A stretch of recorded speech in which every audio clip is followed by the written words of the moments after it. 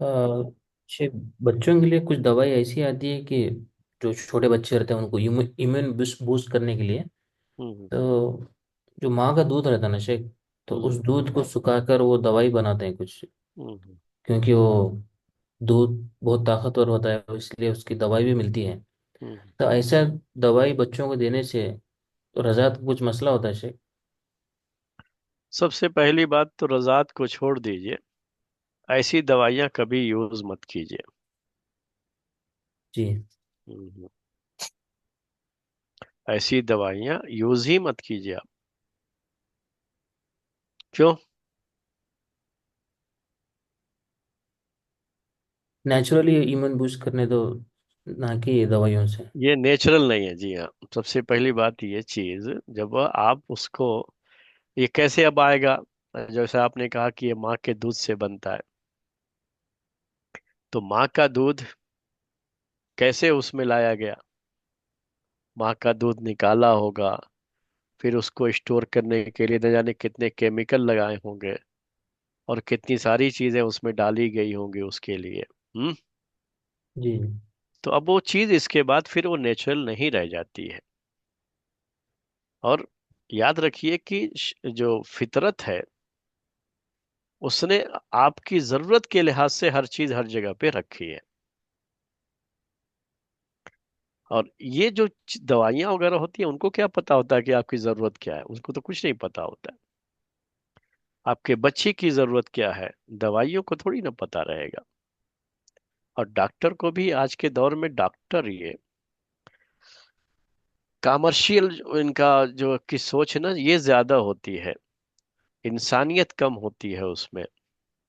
और इंसानी कदरें कम होती हैं, लोगों को फायदा पहुंचाने की भी वो चीजें बहुत कम होती हैं। वो ज्यादातर कमर्शियल ही सोचते हैं, वो कि उनका अपना फायदा कैसे है, कैसे वो फायदा हासिल कर सकते हैं।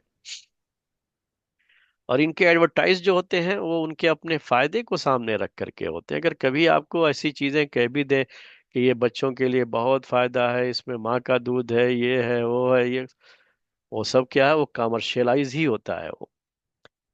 और इनके सारे एडवर्टाइजमेंट भी उसी लिहाज से होते हैं। डॉक्टर दवाइयां भी लिखते हैं तो इसी लिहाज से लिखते हैं कि किस दवाई में उनको कितना ज्यादा कमीशन मिलने वाला है। ये सारी चीजें आज के दौर में बहुत कॉमन है, हर कोई समझता है इसको। इसीलिए आप उनके ऊपर जाने के बजाय जितना आप नेचुरल के सोर्सेस की तरफ जाएंगे, अगर आपको इम्यून बूस्ट करना ही है, मेरा मशवरा ये है, तो आप नेचुरल सोर्सेस की तरफ जाइए। नेचुरल सोर्स जिसमें कोई नुकसान भी नहीं, कोई साइड इफेक्ट नहीं। आपके अपने बच्चे के लिए खुद अल्लाह ताला ने उस बच्चे की माँ की छाती में उसके हिस्से का दूध उतार दिया होता है। बेहतरीन दूध है ये, बेहतरीन गिजा है, और उसकी जरूरत के मुताबिक है, और बिल्कुल उसकी फितरत के मुताबिक है कि उस वो दूध उसको कभी नुकसान नहीं कर सकता, कि उसी के लिए ही अल्लाह ताला ने वो दूध उतारा है। माँ की छाती में दूध उसी बच्चे के लिए आता है। उस बच्चे को अपनी माँ की छाती से दूध पेट भर पीने दो। उसकी इम्यून के लिए, उसकी कुवत के लिए, उसकी ताकत के लिए यही काफी है, और कुछ नहीं चाहिए बच्चे को। कुछ और चीजें आपको खिलाना है, ख्वाहिश है, चाहते ही हैं, तो फिर खजूर बार बिल्कुल जो है पीस करके उसको अच्छी तरह से चबा करके उसके मुंह में डालें, शहद डालें, कुछ करना है तो ये सब चीजें करें। ये नेचुरल सोर्सेस है। खजूर तो असली मिल जाती है ना, खजूर का तो मसला नहीं। आप उस शहद के बारे में सोच सकते हैं कि थोड़ा हो सकता है कि वो भी नेचुरल ना हो, असली ना हो। तो इन सब चीजों के जरिए से करें, इसमें बड़ा फायदा है आपके बच्चे के लिए। मेरा मशवरा ये है, उस तरह का दूध इस्तेमाल ना करें। जहां मजबूरी हो, तो मजबूरी में आप फिर डॉक्टर की बात सुन ले, मेरी बात ना सुने। ये भी मैं आपसे कह रहा हूँ। मजबूरी का मतलब क्या है? कि बच्चा वाकई बीमार है और उसको जरूरत है, तो जाहिर सी बात है कि यहाँ उसका आप इलाज करेंगे, मेरी बात नहीं सुनेंगे।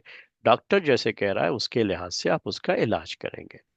लेकिन बच्चे को कुछ नहीं है, खामखा आप चाह रहे हैं कि उसको हम छोटे से उसके इम्यून सिस्टम को बहुत मजबूत करेंगे और बहुत ताकतवर बनाएंगे, तो उसके लिए इस तरह के दूध जिसके एडवर्टाइज लोग इस तरह के अल्फाज में करते हैं, आप यूज करना चाहते हैं, तो मैं उसको मना कर रहा हूँ।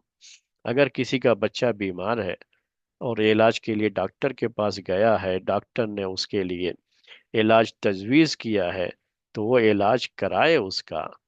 वो दूध पिलाने के लिए कहा है तो वो पिलाए, मैं उससे मना नहीं कर रहा हूँ जी। जजाकल्ला शेख।